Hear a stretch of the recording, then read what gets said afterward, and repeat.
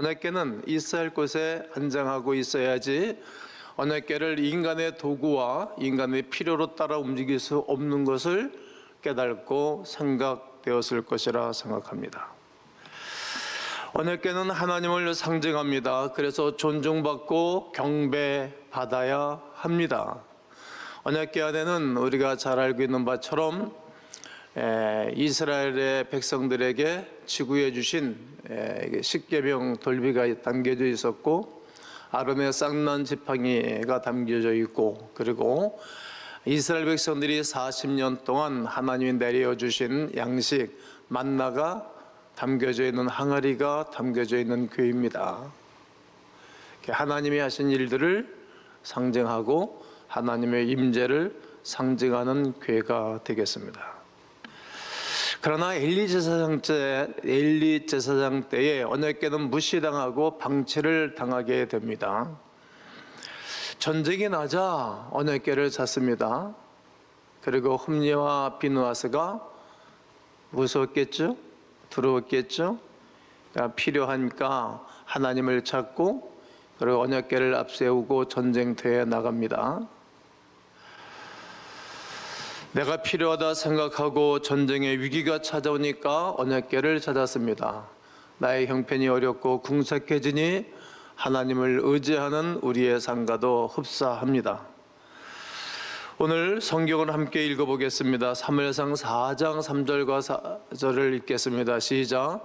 백성이 진영으로 돌아오매 이스라엘 장로들이 이르되 여호와께서 어찌하여 우리에게 오늘 블레셋 사람들 앞에 패하게 하셨는고 여호와의 언약궤를 실로에서 우리에게로 가져다가 우리 중에 있게 하여 그것으로 우리를 우리 원수들의 손에서 구원하게 하자 하니, 이에 백성이 실로에 사람을 보내어 그룹사에 계신 만군의 여호와의 언약궤를 거기서 가져왔고, 엘리야 두 아들 흠니와 비느하스는 하나님의 언약궤와 함께 거기에 있었더라. 전쟁에 이겨야 하니까 그저 그 이유 하나만으로 언약궤를 찾은 것이지 하나님을 경배하거나 하나님을 의지함에 의한 것이 아니었습니다. 언약궤의 주인이신 하나님을 경외하거나 경배하지 않았습니다. 오히려 전쟁에 수정되는, 성전에서 수정되는 여인들을 해를 끼치고, 그리고 갈고리로 자기들의 맛있는 고기를 갈고리로 갈채에다가 고기를 먹습니다. 우리가 위급할 때, 내가 필요할 때 내 생각과 내 계획대로 된다면 얼마나 좋습니까? 그러하지 않습니다. 전자제품이나 자동차에 문제가 있으면 애프터 서비스를 받으려고 전화하잖아요. 그럼 쭉 달려오지 않습니까? 그러나 하나님은 우리가 필요할 때 내 마음대로 살다가 하나님 부른다고 해서 네, 주인님 나를 부르셨습니까? 뭐 이렇게 달려오시는 분이 아니라는 사실입니다. 오늘 언약궤를 통해서 우리에게 주시는 말씀입니다. 이스라엘 백성들은 정작 언약궤로 인해 승리를 얻기를 원했지만 전쟁에 패하고 맥없이 언약궤를 송두리째 빼앗겨버리게 됩니다. 언약궤를 소홀히 대하고 무시했던 결과입니다. 즉 하나님을 소홀히하고 하나님을 무시했던 처사입니다. 하나님이 모세를 통해 주신 십계명의 3계명 보면 하나님의 이름을 망명되이 읽지 말아라, 그런 자는 죄 없다 하지 아니하리라 하신 말씀이 임한 것입니다. 평상시에 하나님을 소중히 귀중히 여겨야 하지 않겠습니까? 평상시에 나의 아버지를 귀하게 여기고 존귀 여겨야 재산 상속할 때 풍성히 주기도 하지 않겠습니까? 그런데 그러하지 않았습니다. 너무 참혹하고 비참한 일이 생겼습니다. 사무엘상 4장 17절과 18절을 보면 소식을 전하는 자가 대답하여 이르되 이스라엘이 블레셋 사람들 앞에서 도망하였고 백성 중에는 큰 살육이 있었고 당신의 두 아들 흠니와 비느하스도 죽임을 당하였고 하나님의 궤는 빼앗겼나이다. 하나님의 궤를 말할 때 엘리가 자기 의자에서 뒤로 넘어져 문 곁에서 목이 부러져 죽었으니 나이가 많고 비디한 까닭이라 그가 이스라엘의 사사가 된 지 40년이었더라. 평소 하나님을 무시하고 경시했던 비느하스와 흠리가 하루아침에 죽습니다.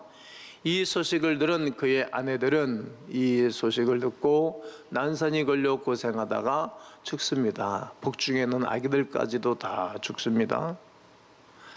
아버지였던 엘리 제사장은 이 비벌을 듣고 깜짝 놀라 뒤로 넘어져 목뼈가 부러져 죽었다라고 성경은 말합니다. 몸이 비둔하였더라. 그러니까 경제력이 있고 운동하지 않고 그냥 육으로 사니까 그의 모든 모습을 그의 삶을 통해서 볼 수 있습니다. 하루아침에 지방과 나라가 명문지화가 됩니다. 언약궤는 필요할 때 꺼내어 쓰는 것이 아닙니다. 더군다나 평소에 언약궤를 방치하고 무시하는 것은 더더욱 잘못된 일입니다. 평소에도 매일같이 매일매일 하나님의 경배함과 하나님을 의지함이 성도의 의무입니다. 아침에 기상을 하면 먼저 하나님을 찾고 하나님께 감사를 하고 하나님께 기도드리고 살아야 하는 것 아닙니까? 우리가 하나님과의 관계를 어떻게 해야 되는 것입니까? 살다 보면 하나님이 필요할 때가 너무 많습니다. 평상시에는 자녀들이 살다가 자기들이 어려우면 부모 찾잖아요. 왜 그럽니까? 주님의 도우심이 없이는 살아갈 수 없기 때문입니다. 사업을 하는 거 쉽지 않잖아요. 자녀 교육 그리 쉽습니까? 여러분, 목회는 그리 쉽습니까? 점점 어렵지 않습니까? 교회 부흥이 절실히 필요하지만 그렇게 마음대로 됩니까? 그러하기에 늘 하나님을 찾는 것입니다. 절실한 기도응답 같은 경우 말입니다. 하지만 생각해 보아야 됩니다. 우리가 하나님을 절실히 필요하기 이전에 과연 늘 하나님께 올려드릴 영광과 감사가 늘 절실했는지 말이죠.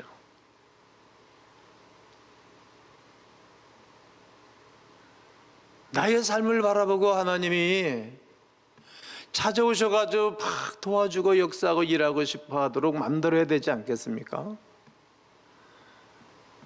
물질의 축복을 받고 싶어 하기 이전에 물질의 주인이신 하나님을 진정으로 사랑하고 감사하고 영광 돌려드리고 있는지 말이지요.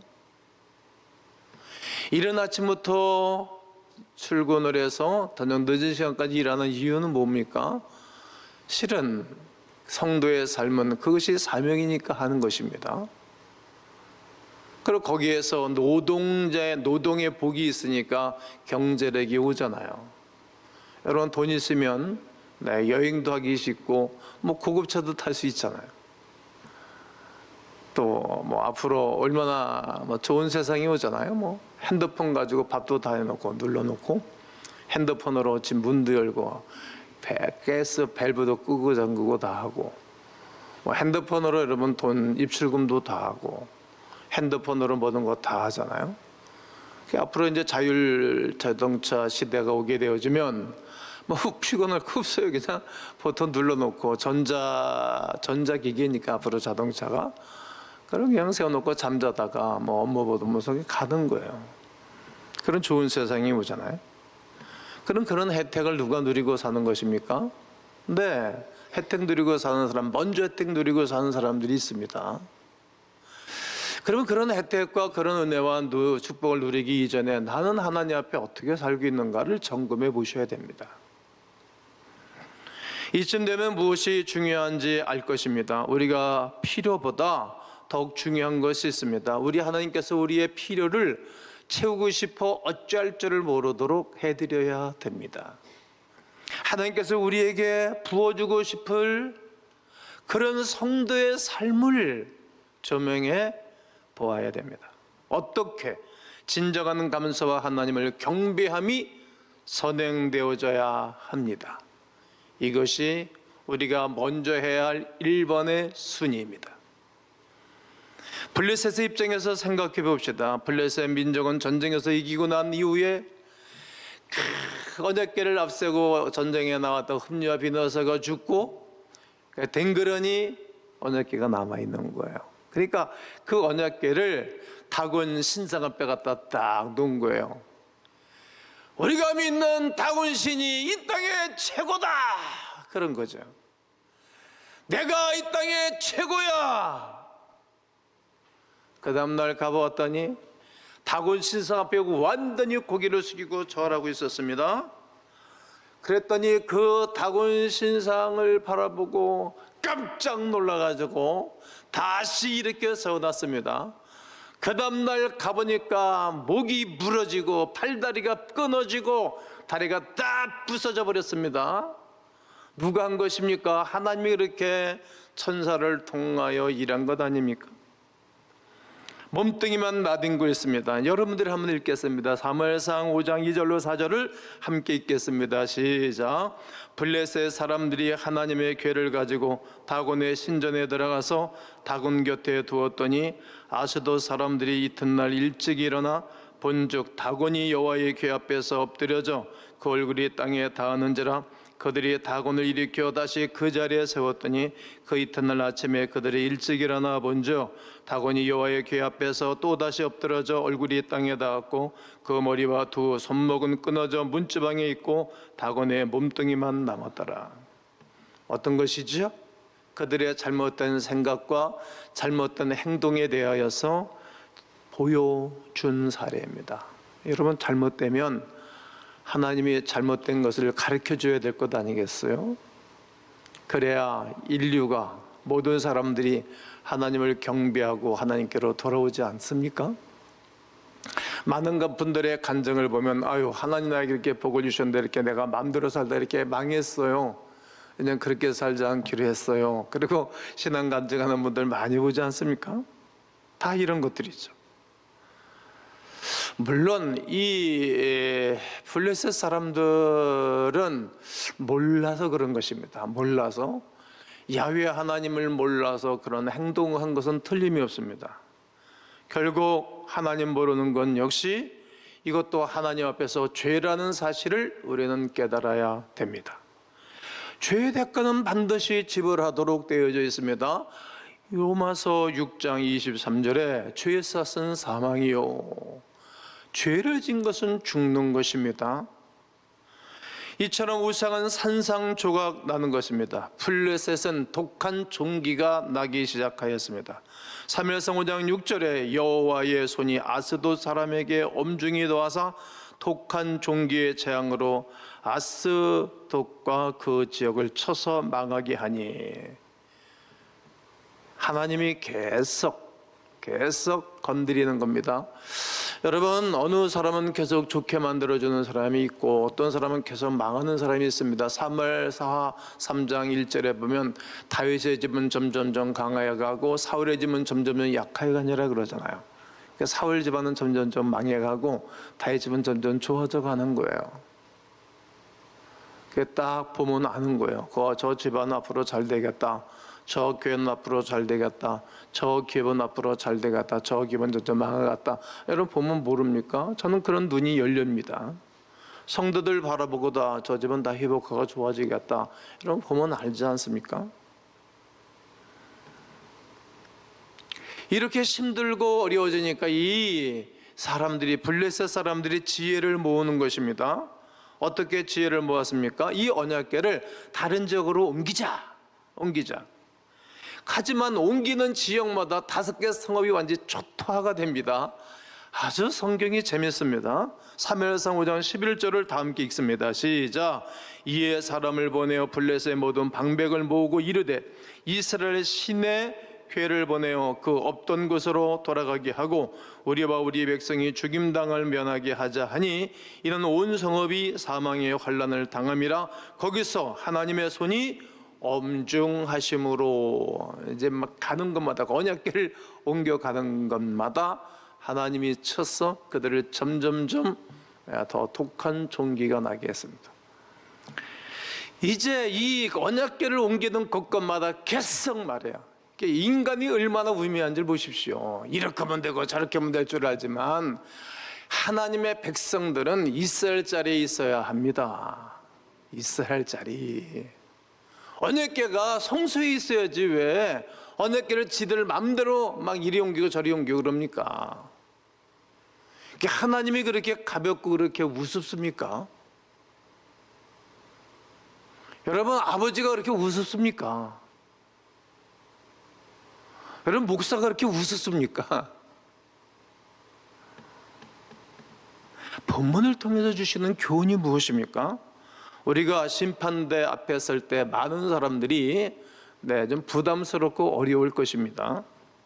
생각하지도 못했던 죄악들이 딱 떠오를 것이기 때문입니다. 하나님은 너 이거 저거 잘못했다고 말씀하시는지 모릅니다. 그때 대부분 많은 사람이 내가 몰라서 그렇습니다, 그렇게 말할 사람들이 있을 것입니다. 그러나 모르는 게 어디 있어요? 자기가 마음대로 한 거지. 변명이 통할까 싶습니까? 하나님 앞에서. 여러분, 아무리 성도들이 영적으로 깨어있고 은혜가 있다 할지라도 영적으로 목사를 못 속여요. 기도하지 않는 이 엘리 같은 목사라면 속일 수 있어요, 얼마든지. 나를 못 속여요. 속일 수가 없어요.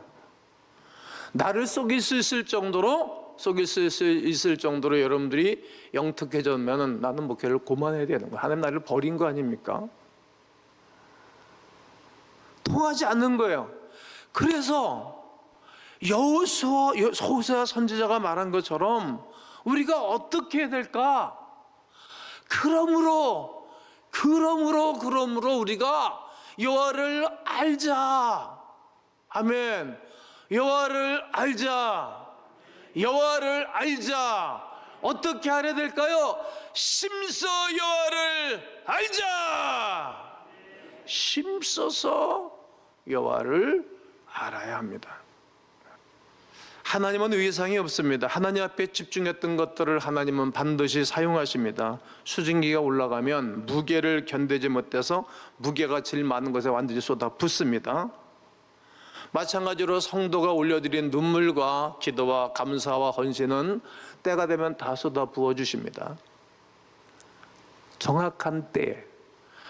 우리가 오병이어에 대한 요한복음 강해 설교를 하면서 오병이어 설교를 했지 않습니까? 그때에 한 도시락 드리는 어린 소년, 현재가 다 보고 있는 거예요. 지금 다 필립이 하는 얘기 다 보고 있었고, 안드레가 하는 얘기 다 보고 있었어요. 그리고 이 주님이 하신 것도 봤어요. 주님이 축사하는 것도 봤고, 그리고 사람들 앉게 했고 다 나누어 줬고 2만여 명이 다 먹었어요. 남은 것을 다 버리지 말고 거둬라 주님이 지시했는데 12광주리가 남았어요. 그 12광주리 남은 건 누구에게 줬다고 생각하십니까? 성경에는 없어요. 그 어린 소년에게 줬겠지.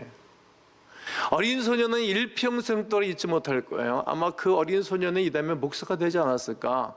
성경에는 기록을 남겨주지 않으니까 추적한 게 없어요. 이다음에 하늘 나가면 다 알겠죠. 집에 가가지고 엄청나게 많은 도시락, 그 엄청나게 많은 광주를 가지고 도시락 조그만 거 하나 드렸는데 12광주를 가지고 막 그걸 자기 친구들한테도 퍼줬겠지. 자기 친구들한테 막 잘하고 얘기했겠지 않겠습니까? 그리고 어머니한테 가가지고 도시락 한 10개 많이 못 가가냐 여한테 이렇게 가지고 가가지고 엄마 오늘 내가 엄마가 사준 거 가지고 예수님께 드렸더니 이렇게 기적을 주셔서 축복해 주셔서 어머니에게 말할 때 어머니가 얼마나 또 감사했겠어요. 이게 은혜 받은 사람 하나, 축복받은 사람 하나가 있으면 말이야 다 좋아지는 거예요. 세상이. 반드시 어린 소년에게 줬다고 나는 그렇게 믿습니다. 여러분, 하나님이 우리의 삶 가운데 그냥 묵가만 하지 않습니다. 보고만 계시지 않습니다. 아니 블레셋의 종기도 성마다 5개 성읍을 촛도하시길 정도로 하나님이 당신의 영광을 나타내고 계신데 당신을 위해서 살아가는 사람들에게 하나님이 가만히만 두고 계시겠습니까? 절대 그러하지 않습니다. 다윗을 보시죠. 그가 하나님의 마음에 들 때 시대의 왕으로 쓰임받을 수 있도록 지혜와 권력을 사용할 수 있는 능력을 주셨습니다. 그러므로 하나님이 나를 축복해 주지 않는다고 불평하지 마십시오. 그런 어리석음이 어디 있겠습니까? 하나님께서 우리에게 줄 축복을 기대하며 감사하십시오. 나의 마음과 신경 감사를 온통 하나님께 쏟아붓는 집중하는 여러분과 제가 되기를 축복합니다. 결론을 해보겠습니다. 신학의 비포 서비스. 문제가 발생하기 전에 영적 무장을 하면 더욱 좋을 것입니다. 전염병에 돌기 전에 전염병을 막고 육체의 면역력을 길러놓으면 쓱 지나가게 될 것입니다. 혹시 우리가 엘리 제사장처럼 신앙에 너무 느슨하지는 않은지, 내가 신앙이 느슨하고 엉망으로 살면서 아들, 딸들의 신앙은 어떠한지 점검해 보시면 좋겠습니다. 잘못된 길로 가는데도 막아줄 수 있는 능력도 없고 말도 못한다는 거예요. 요즘 애들 말하면 안 된다는 거예요. 그런 게 어디 있어? 결혼을 하고 출가를 시키고 아기를 낳고 산다 할지라도 잘못된 길을 간다면 사회적인 아무리 성공자가 되어 할지라도 부모가 따끔하게 말할 수 있어야 됩니다.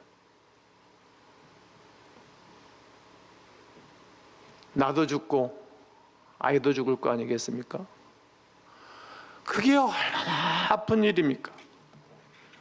나는 흠리와 비나스처럼 평소 하나님을 무시하다가 필요할 때만 찾는 그러한 하나님의 사람들이 아니기를 원합니다. 수단과 방법만 남는 성도가 되어 정작 하나님이 필요할 때 징계받고 책망받는 성도가 되지 않습니다. 오늘은 스스로 질문해 보시기 바랍니다. 스스로 한번 생각해 보시기 바랍니다. 스스로 한번 결단도 하고 점검도 해보시면 좋겠습니다. 사랑하는 성도 여러분, 법궤는, 언약궤는 있어야 할 곳에 있어야 됩니다. 있어야 할 자리에 있어야지 내 마음대로 옮기고 그러면 못 씁니다. 하나님이 옮겨주시고 그럴 때 옮겨가야 되는 것 아닙니까? 왜 있어야 할 지성소에 있어야 할 법궤를 자기 마음대로 자기 필요에 따라 번쩍 들어다가 가져갔다가 참패를 당합니까? 그건 자기가 할 일이 아닙니다. 비성경적입니다. 성경적이지 않습니다. 하나님이 원하시지도 않는 일입니다. 하나님을 내 욕심의 욕구에 채울 만한 그런 분이십니까? 그러하지 않습니다. 하나님은 무소부재의 하나님이시라 어디든지 계십니다. 그러나 하박국서 2장 20절에 보면 오직 여호와는 그 성전에 계시니 온천은 그 앞에서 잠잠할지니라 말씀하십니다. 오늘 우리가 이렇게 예배당에 모여서 예배하는 이유는 무엇입니까? 오직 여호와는 그 성전에 계시니 온천하는 그 앞에서 잠잠해야 되고, 그리고 하나님이 하시는 말씀을 들으셔야 되고, 이 상황과 이 시대에 나에게 주시는 말씀을 듣고 성도의 삶을 살아가야 하기 때문에 여기에 모이는 것입니다. 있어야 할 자리입니다. 나는 오늘 여러분과 제가 기도 자리에 있어 성도의 아름다운 삶을 살기를 원합니다. 여러분과 제가 예배의 자리에 있어서 하나님을 경배하기를 원합니다. 여러분과 제가 영광받아야 할 자리에 하나님께서 거기 계셔야 됩니다. 영광받아야 할 자리에 내가 턱 올라앉아 있으면 안 됩니다. 하나님이 말씀하시는 자리에 우리가 그 앞에 있어야 되는 것이지 내가 이러쿵저러쿵 말할 수 없는 것이기 때문입니다. 나는 오늘 여러분과 제가 있어야 할 자리는 어디인가를 한번 살펴보시죠. 여기는 학생들이 없으니까 학생들은 공부해야 할 자리, 학교에 있어야 할 자리에 있지 아니하고 다른 데가 있으면은 그 문제가 심각한 것 아니겠습니까?